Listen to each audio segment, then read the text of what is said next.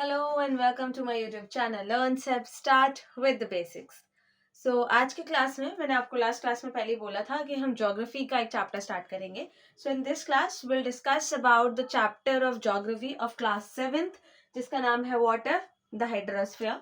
तो इसमें हम पढ़ेंगे कि वाटर जो है वो हमारे अर्थ पे जो ब्लू प्लैनेट है उसे ब्लू प्लैनेट क्यों कहते हैं, वाटर का कितना परसेंटेज रहता है, किस टाइप का वाटर होता है, सेलिन वाटर है, ड्रिंकिंग वाटर है, फ्रेश वाटर है, वो सारा हम इसमें पढ़ेंगे, डिस्कस करेंगे. So one by one topic को स्टार्ट करते हैं विदाउट वेस्टिंग एनी टाइम. सबसे पहले हम देखते हैं कि अर्थ जो है उसको ब्लू प्लैनेट कहते हैं. तो why is it called blue planet, क्यों बोलते हैं इसे ब्लू प्लैनेट?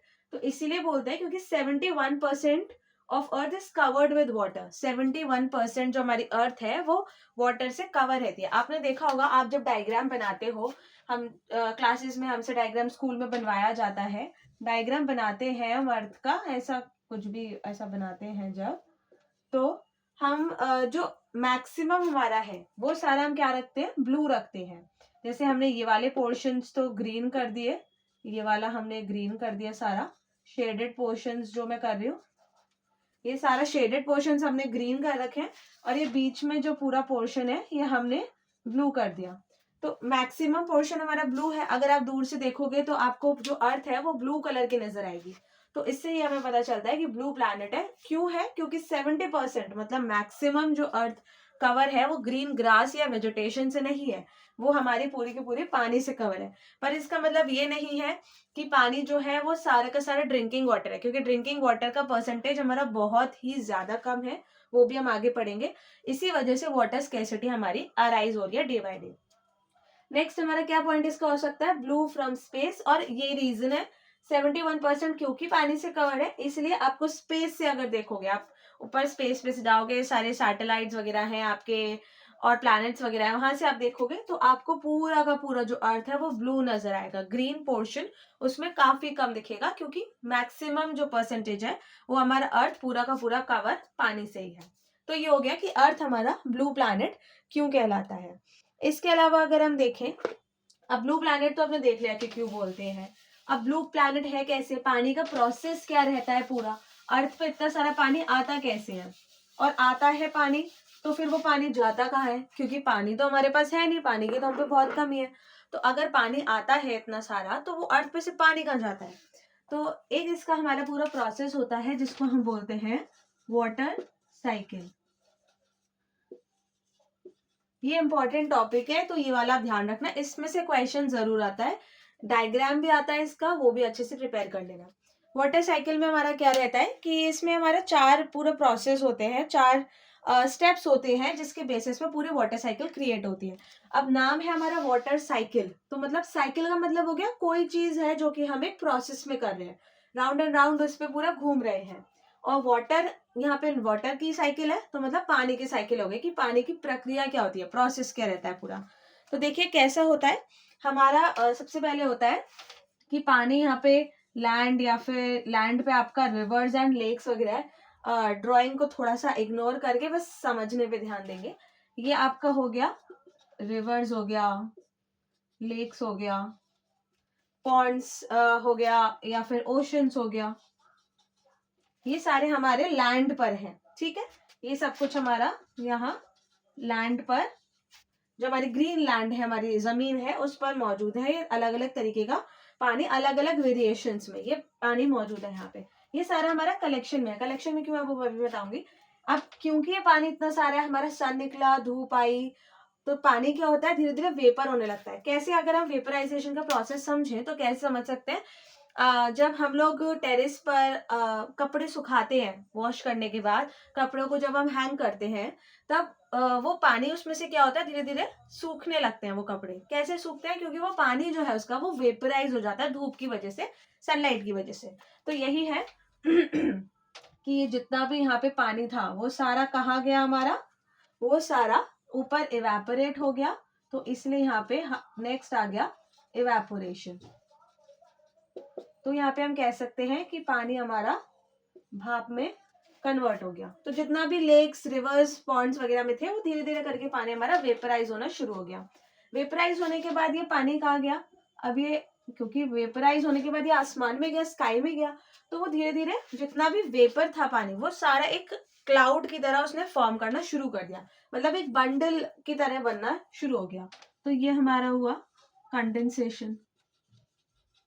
तो यहाँ पे ये हमारे क्लाउड्स बनना स्टार्ट हो गए। ठीक है, ये क्लाउड्स बनना स्टार्ट हो गए। अब क्योंकि ये पानी बहुत ज्यादा यहाँ पे जा रहा है और ये वेपराइजेशन बहुत ज्यादा हो रहा है, कंडेंसेशन में क्लाउड्स क्या हुआ, यहाँ पे धीरे धीरे करके ब्लैक कलर के होने लगे, मतलब बहुत ज्यादा हैवी हो गए, बहुत ज्यादा भर गया इसमें पानी।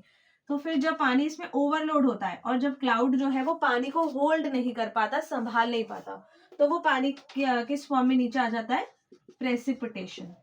प्रेसिपिटेशन का मतलब हो गया कि रेन की फॉर्म में आ गया। प्रेसिपिटेशन का मतलब हो गया रेन की फॉर्म में वो पानी नीचे आने लगा। तो ये क्या हुआ, यहाँ पे ये क्लाउड्स जो थे, क्योंकि ये पूरे के पूरे हमारे भर गए, बहुत ज्यादा हमारे इसमें पानी भर गया, तो ये धीरे धीरे करके बारिश के फॉर्म में लैंड पर वापस आए। और क्योंकि अब बारिश के फॉर्म में वापस आ रहे हैं, तो ये वापस से यहाँ पे हमारा लैंड पर कलेक्शन शुरू हो गया पानी का। ठीक है, तो ये वापस से ये रिवर्स, लेक्स और ओशंस पे आ गए। तो हम यहाँ पे कह सकते हैं कि ये जो हमारा पानी था नीचे, वापस से इसमें कलेक्शन होने लगा पानी का। ठीक है, तो इस तरीके से हमारा पूरा वाटर साइकिल का प्रोसेस हो गया। पहले रिवर्स, लेक्स, ओशंस, पॉन्ड्स जो हमारे लैंड पर मौजूद है, वो सारे धीरे धीरे करके वेपराइज होने लगे, भाप बन के ऊपर जाने लगा। जब भाप बनने लगा, धीरे धीरे भाप का भी क्लाउड फॉर्म हो गया, बहुत सारा बंडल बनने लगे। और जब वो बादल जो था, क्लाउड था, वो इतना ज्यादा लोड को संभाल नहीं पाया, तो उसने क्या करा, वो पूरा लोड वापस से लैंड पर छोड़ दिया। तो वो सारा हमारा प्रेसिपिटेशन या बारिश की फॉर्म में वापस लैंड पर आने लगा। तो इस तरीके से पूरा वाटर साइकिल का प्रोसेस होता है। ये हमारे सबसे मेजर पॉइंट्स हैं। इस तरीके से आप डायग्राम बनाएंगे, मार्क्स मिल जाएंगे आपको। देखिए, इस डायग्राम में मैंने कुछ ज्यादा नहीं बनाया, ड्रॉ भी ज्यादा नहीं करा है, बस नाम लिखे हैं और हल्का फुल्का ड्रॉ करा है, इतना तो हम कर सकते हैं, मार्क्स मिल जाएंगे।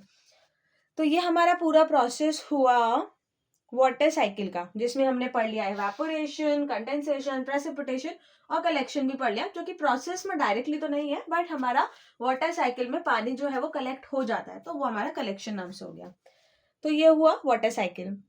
अब वाटर साइकिल इतना ज्यादा हो रहा है, हमारा पानी जो है, हमारे हमने समझ लिया कि पानी हमारा जाता है लैंड पे से और वापस नीचे आ जाता है, इसलिए पानी जो है वो 71% वैसा का वैसा ही है, हमारे इधर उधर घूमता रहता है। बस ये है कि फ्रेश वाटर का परसेंटेज कम होता जा रहा है, क्योंकि हम पानी का मिसयूज ज्यादा कर रहे हैं, वाटर पोल्यूशन हमारा इंक्रीज हो रहा है।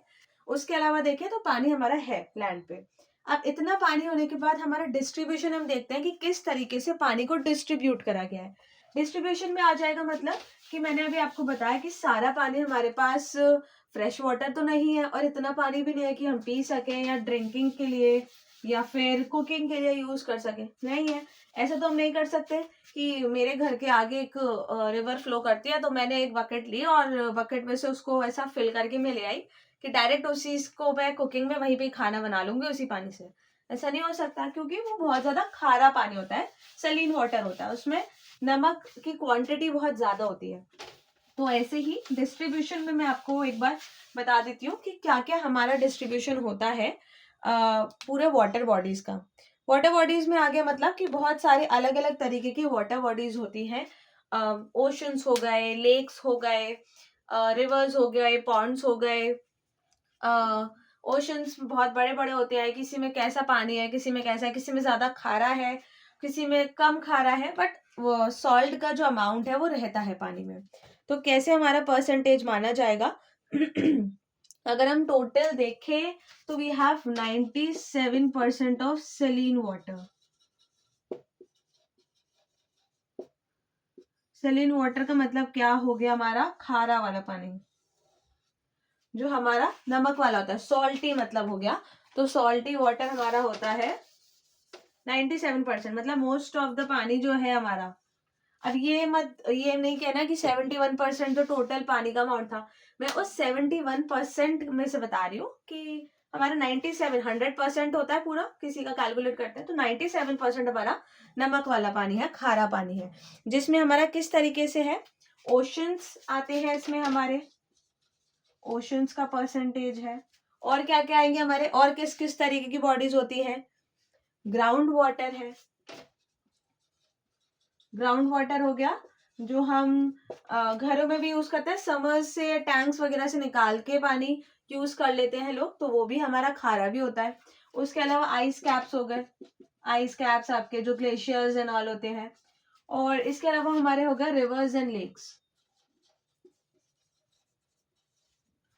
पॉन्ड्स को हमने काउंट नहीं करा क्योंकि पॉन्ड्स हमारे रिवर्स लेक्स इसमें ही काउंट हो जाती हैं, क्योंकि अलग से पॉन्ड्स बहुत सारे छोटे छोटे होते हैं पॉन्ड्स, तो उनको ऐसे अलग से काउंट नहीं करते। ओशंस बड़े हो गए, ग्राउंड वाटर हमारा पूरा अर्थ के बीनीथ जितना भी, सरफेस के बीनीथ जितना भी पानी है। आइस कैप्स हमारा, आइस कैप्स ग्लेशियर्स हो गए, वो सारे हो गए। और रिवर्स और लेक्स हमारे हो गए जो ओशन से छोटी हमारी वाटर बॉडी हो गई। तो बहुत सारा परसेंटेज इन सबका ही रहता है। ओशंस का हमारा आ गया 97.3%। सबसे कम हमारा किसका होता है? सबसे हाईएस्ट ओशंस का है, क्योंकि ओशंस बहुत ही वास्ट होते हैं। सबसे छोटा हमारा होता है रिवर्स एंड लेक्स का, दैट इज 0.01%। इतना परसेंटेज भी काफी होता है पानी अगर हम देखें तो। आइस कैप्स हमारे हो गए दैट इज 2%, ये भी बहुत ज्यादा नहीं है। लेकिन ग्राउंड वाटर इससे भी कम है, 0.68%। इतना हमारा परसेंटेज पूरा होता है, तब जाके हमारा ये बनता है 97%। राउंड ऑफ कर देंगे तो 98 हो जाएगा। तो इस तरीके से आप ये परसेंटेज, आपको एग्जाम्स में हमें याद नहीं रहता है, 97 याद रहेगा, ये लिख लेना। ये वाले एग्जाम्स में ना भी लिखे तो कोई बात नहीं, इसके अलग से मार्क्स वगैरह अलग से क्वेश्चन नहीं आएगा इसका, आप बस इतना भी लिख सकते हो जो हेडलाइंस लिखी है इसकी। तो ये हमारा हो गया कि किस तरीके से पानी हमारा खारा है, सेलाइन वाटर है, और सेलाइन वाटर में भी हमारा बहुत अलग अलग तरीके के हैं, ओशंस, रिवर्स, लेक्स, लेकिन पूरा का पूरा जो है वो खारा पानी ही है, सॉल्टी वाटर ही है। अभी इसमें जितना भी परसेंटेज है पानी का, उसमें कोई भी ऐसा नहीं है कि हम फ्रेश वाटर की तरह उसे यूज कर सकें। इसके अलावा अगर हम देखें, इतना सारा पानी होने के बाद भी fresh water is in very less fraction, बहुत ही कम परसेंटेज है, बहुत ही कम फ्रैक्शन है। इतना पानी होने के बाद भी हमारा ब्लू प्लैनेट कहते हैं इसे। हमारा अर्थ को ऊपर से स्पेस में से देखोगे तो पूरा ब्लूइश कलर का दिखेगा, ग्रीनरी नहीं दिखेगी, लेकिन पानी का amount still it's very low. अगर हम देखें, सबसे पहले हमने इसमें देखा ओशंस के बारे में। ओशंस का थोड़ा सा पढ़ लेते हैं ओशन के बारे में। ओशंस जो है हमारे, ओशंस में आपने देखा होगा अलग अलग तरीके के वेव्स एंड सुनामीज और ये सब करंट्स वगैरह बहुत कुछ आता है। तो अगर ओशन का सर्कुलेशन देखें,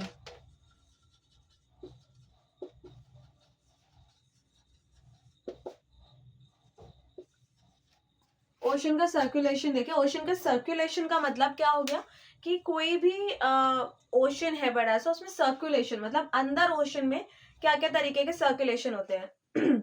हमारा वेव्स आती है उसमें, टाइड्स आते हैं, करंट्स आते हैं। वेव्स हो गए जो थोड़ा लहर वाला होता है, टाइड्स हो गए जो होता है इसी तरीके से लेकिन थोड़ा सा उसमें डिविएशन होता है वेव्स के कंपैरिजन में। और हमारे करंट्स हो गए, करंट्स हो गए कि बहुत बड़ी बड़ी लहरें नहीं होती हैं, लेकिन जैसे करंट लग गया तो वाइब्रेशन होती है, तो उसी तरीके का करंट जो है वो ओशन के अंदर भी होता है। तो वो ये तीनों तरीके से हमारा सर्कुलेशन इसमें मानते हैं। तो हमारे क्या क्या हो गए, एक हमारा हो गया वेव्स, सेकेंड हो गया हमारा टाइड्स, और थर्ड हो गया करंट्स। ये तीन तरीके से ओशन में सर्कुलेशन होता है। क्या क्या होता है इन तीनों में?